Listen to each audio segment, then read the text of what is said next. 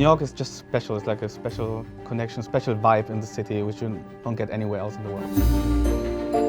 It has a certain energy about it. New York for me is freedom. When we arrive in New York, the sail in is exceptional. And of course, you see the Statue of Liberty and pass under the Verrazano Bridge, and then you see the skyline.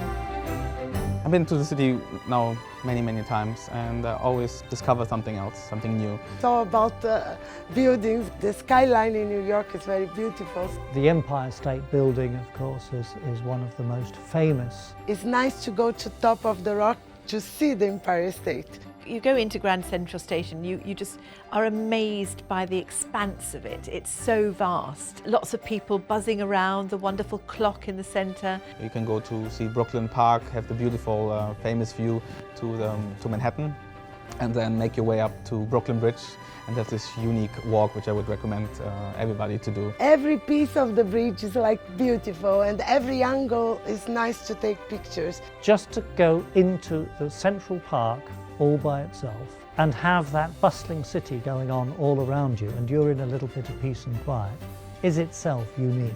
You can go all around the world and see many wonderful places, but New York is very unique. It's incredible.